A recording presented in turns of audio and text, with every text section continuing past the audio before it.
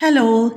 ഇന്ന് കുട്ടികൾക്കും മുതിർന്നവർക്കുമൊക്കെ ഒരുപോലെ ഇഷ്ടമാകുന്ന നല്ല ഹെൽത്തി ആയിട്ടുള്ള പീനട്ട്സ്, കടലപ്പരിപ്പ്, ഉഴുന്ന് ഒക്കെ പൊടിച്ചിട്ടിട്ടുള്ള വറുത്ത് പൊടിച്ചിട്ടിട്ടുള്ള നല്ല ഒരു ഹെൽത്തി ആയിട്ടുള്ള ടേസ്റ്റി ആയിട്ടുള്ള ഒരു റൈസിൻ്റെ റെസിപ്പി ഞാൻ പരിചയപ്പെടുത്താമേ.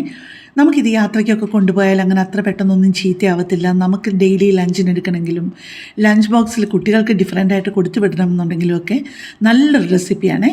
അതിനായിട്ട് ആദ്യമായിട്ട് ഞാൻ ഈ പാനിലോട്ട് എടുത്തിരിക്കുന്നത് 1/2 കപ്പ് പീനട്ട്സ് ആണ്. കപ്പലണ്ടി ഓരോ നാട്ടിലും ഓരോന്നാണ് പറയുന്നത്. പിന്നെ ഞാൻ അതിലോട്ട് ചേർത്ത് കൊടുത്തിരിക്കുന്നത് 1/2 കപ്പ് കടലപ്പരിപ്പും.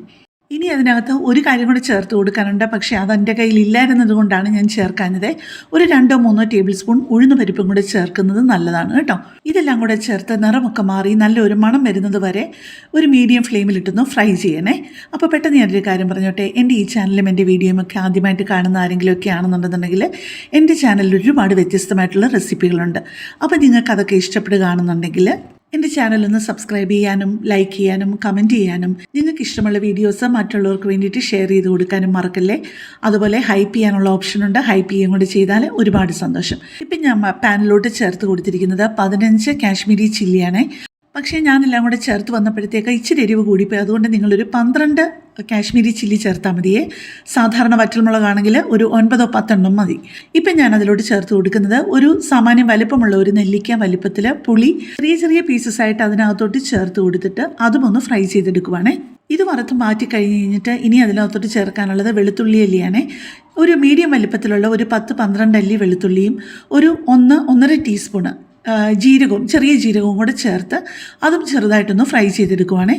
അതിനകത്തോട്ട് പിന്നെ ചേർത്ത് കൊടുക്കുന്നത് ഒരു 6 ഏലക്കായും 6 ഗ്രാമ്പൂവും വളരെ ചെറിയ വലിപ്പത്തിലുള്ള 2 ബേ ലീഫും നല്ല കട്ടി കുറഞ്ഞ കറുവാപ്പട്ടയുണ്ടല്ലോ അത് ഒരു 3-4 കഷ്ണവുമാണ് ഇട്ട് കൊടുത്തിരിക്കുന്നത്. ഇതെല്ലാം കൂടെ മൂപ്പിച്ച് നല്ലൊരു മണമൊക്കെ ഒന്ന് വരുമ്പോഴത്തേക്ക് ഇതെല്ലാം നമ്മൾ തണുക്കാൻ അനുവദിക്കണം. ഇത് മാത്രമല്ല, നമ്മൾ ആദ്യം വറുത്തത് തൊട്ട് ഇപ്പം ഞാൻ കുറച്ചധികം വെള്ളം വെച്ചിട്ട് 2.5 കപ്പ് ബിരിയാണി റൈസാണ് കുക്ക് ചെയ്യാനായിട്ട് ഇട്ടിരിക്കുന്നത്. നിങ്ങൾക്ക് സാധാരണ പച്ചരി വെച്ചിട്ടും ഇതുണ്ടാക്കാം. പക്ഷേ ഏതരി കൊണ്ടാണെന്നുണ്ടെങ്കിലും ഇതങ്ങ് വല്ലാതെ കുക്കാവാതിരിക്കാനായിട്ട് നിങ്ങൾ പ്രത്യേകം ശ്രദ്ധിക്കണേ. അതുപോലെ ഈ വെള്ളത്തിൽ 1.5 ടേബിൾ സ്പൂൺ ഉപ്പിട്ട് കൊടുത്തിട്ടാണ് ഈ ചോറ് കുക്ക് ചെയ്തെടുക്കുന്നത്. ഒരു 85-90% മാക്സിമം കുക്കാക്കാവുള്ളൂ. അല്ലാന്നുണ്ടെന്നുണ്ടെങ്കിൽ എല്ലാം കൂടി ഇട്ട് യോജിപ്പിക്കുമ്പോഴത്തേക്കും കുഴഞ്ഞു പോയി കഴിഞ്ഞ് കഴിഞ്ഞാൽ കഴിക്കാനായിട്ട് ഒരു സ്വാദും ഉണ്ടാവില്ലേ. ഇപ്പം നമ്മൾ വറുത്തതെല്ലാം നന്നായിട്ട് തണുത്ത് വന്നിട്ടുണ്ട്. ഇതിനി നമുക്കൊന്ന് പൊടിച്ചെടുത്തുകൊണ്ട് വരാമേ. നമ്മൾ ചോറ് പാകമായി കഴിഞ്ഞാൽ ഉടനെ 2-3 പരന്ന പാത്രത്തിലോട്ട് നിരത്തി ചോറിട്ടിട്ട് ചോറ് നന്നായിട്ട് തണുത്ത് കഴിഞ്ഞ് കഴിഞ്ഞിട്ട് ഫൈനൽ മിക്സിങ് ചെയ്യുന്നതാണ് ഏറ്റവും നല്ലത്.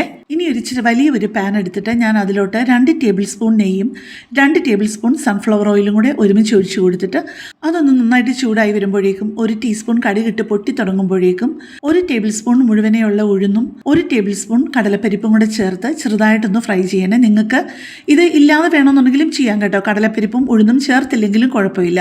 പക്ഷേ കഴിക്കുന്നതിനിടയ്ക്ക് അത് ആ വറുത്ത ആ ഒരു ടേസ്റ്റും കൂടി ഇങ്ങനെ എക്സ്ട്രാ കിട്ടുമ്പോഴേക്കും നല്ലൊരു ടേസ്റ്റാണ്. പിന്നെ ഞാൻ ചേർത്ത് കൊടുത്തത് ഒരു 2-3 തണ്ട് കറിവേപ്പില ചേർത്തു.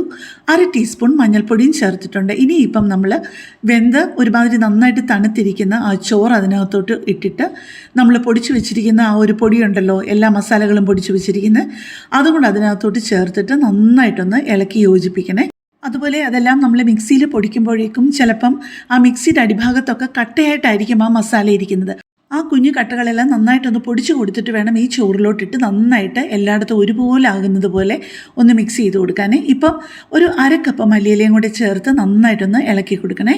മല്ലിയിലയുടെയൊക്കെ അളവ് നിങ്ങൾക്ക് താല്പര്യം അനുസരിച്ച് കൂട്ടുകയോ കുറയ്ക്കുകയോ ചെയ്യാം. പക്ഷേ എനിക്ക് ഇതിനകത്തൊരു ഇച്ചിരി നന്നായിട്ട് മല്ലിയില ഉള്ളത് തന്നെയാണ് ഇഷ്ടമേ. പിന്നെ ഈ സമയത്തൊക്കെ ഉപ്പ് ആവശ്യത്തിനുണ്ടോ എന്ന് നോക്കിയിട്ട് ആവശ്യമുണ്ടെന്നുണ്ടെങ്കിൽ ഉപ്പും ചേർക്കണേ.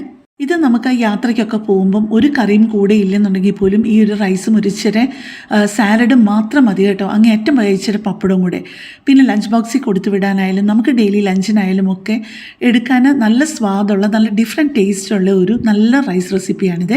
അപ്പോൾ നിങ്ങളെല്ലാവരും ഇതൊന്ന് ട്രൈ ചെയ്ത് നോക്കിയിട്ട് ഇഷ്ടപ്പെട്ടോ എന്ന് അറിയിക്കാൻ വേണേ. അപ്പോൾ കൂടുതൽ നല്ലൊരു വീഡിയോ ആയിട്ട് നമുക്ക് പിന്നെ കാണാം. താങ്ക്